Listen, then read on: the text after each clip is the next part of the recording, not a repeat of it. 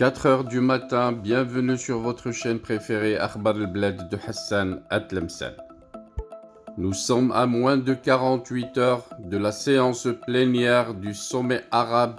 Je parle bien entendu de la séance plénière des chefs d'État.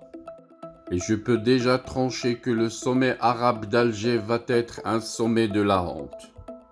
Ce n'est pas moi qui le dis, mais ce sont les dirigeants algériens qui insistent à ce que ça soit ainsi. Ils insistent à ce que ça soit un sommet de la honte dans leur façon d'accueillir et de recevoir leurs invités. Ils insistent à ce que ça soit un sommet de la honte dans leurs contradictions. Sinon, comment expliquer qu'on invite un État membre à assister au sommet et ne pas être à sa réception? Déjà, au niveau des ministres des Affaires étrangères, on peut déjà deviner que l'Algérie va être le théâtre de conneries dont se vantent les caporaux comme si c'était une fierté, comme si c'était du bien pour l'Algérie et pour le peuple algérien. Sinon, comment expliquer que le chef de la diplomatie algérienne reçoive tous ses homologues des autres pays arabes et n'envoyer que le ministre des Affaires étrangères mauritanien recevoir le ministre des Affaires étrangères marocaine sur une terre d'Algérie. Le pire, c'est que ces illettrés de caporaux qui dirigent l'Algérie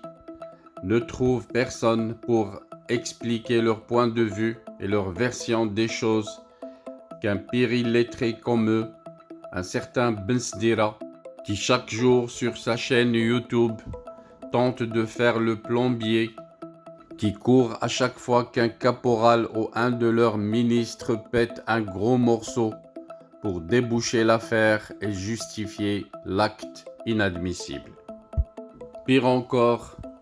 les dirigeants de l'Algérie insistent à ce que ça soit un sommet de la honte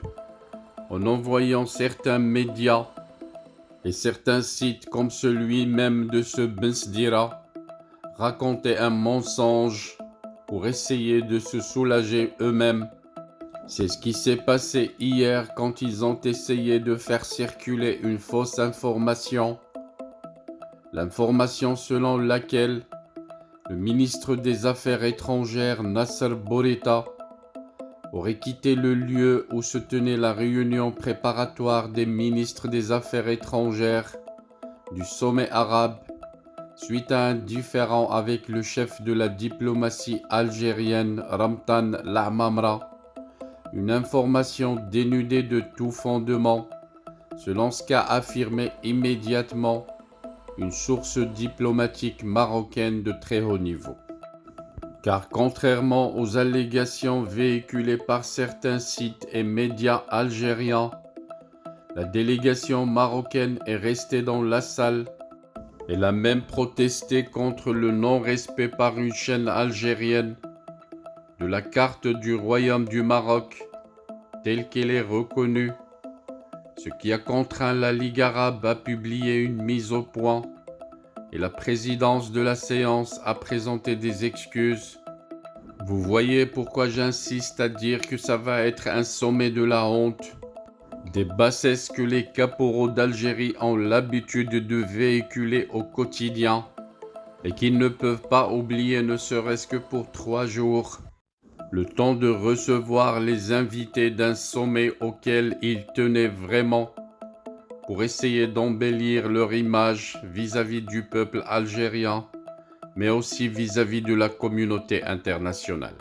Face à ces actes de gamin de la part des dirigeants algériens, la haute source diplomatique marocaine a tenu à préciser qu'il n'est ni dans les usages ni dans les coutumes de l'action de la diplomatie marocaine, conformément aux hautes instructions du roi Mohammed VI, de quitter la salle de réunion. Il a au contraire l'habitude de défendre au sein de ces réunions les droits légitimes du Maroc et de ses intérêts vitaux. La source diplomatique marocaine de très haut niveau a insisté que toutes les informations selon lesquelles la délégation marocaine aurait quitté la salle des réunions et quitté par la suite le territoire algérien pour rentrer au Maroc sont dénudées de tout fondement. Bien entendu, pour camoufler cette honte, le porte-parole illettré des caporaux illettrés est ressorti par la suite pour s'excuser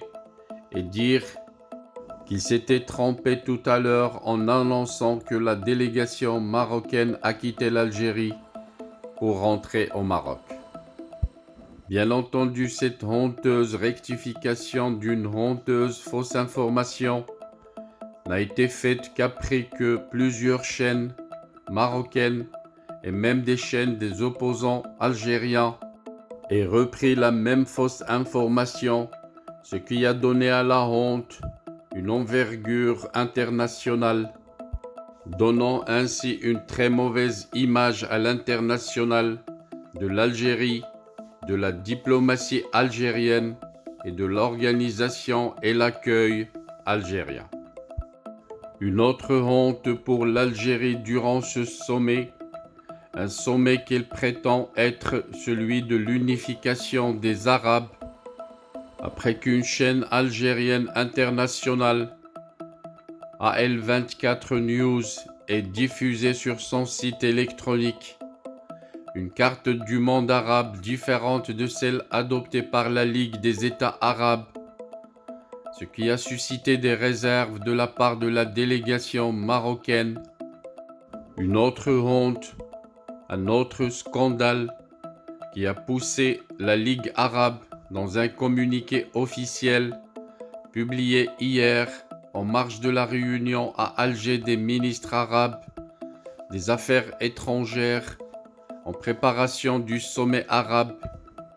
La Ligue arabe a démenti dans son communiqué avoir des partenaires médiatiques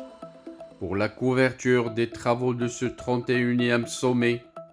qui se tient en Algérie, tout en affirmant n'entretenir aucun lien avec une quelconque organisation médiatique qui prétendrait le contraire.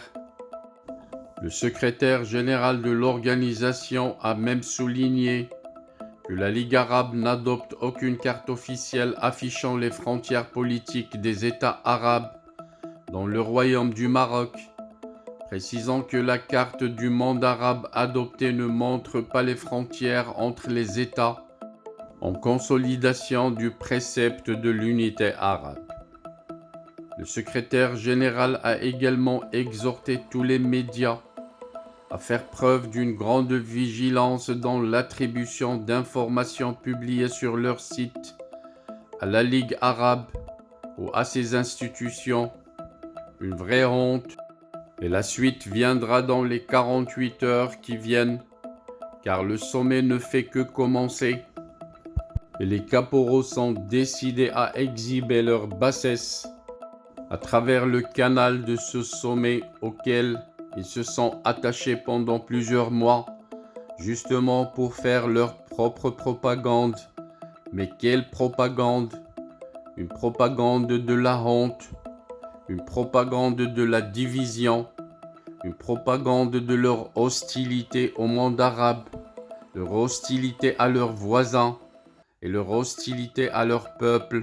le pauvre peuple algérien qui souffre depuis 1962.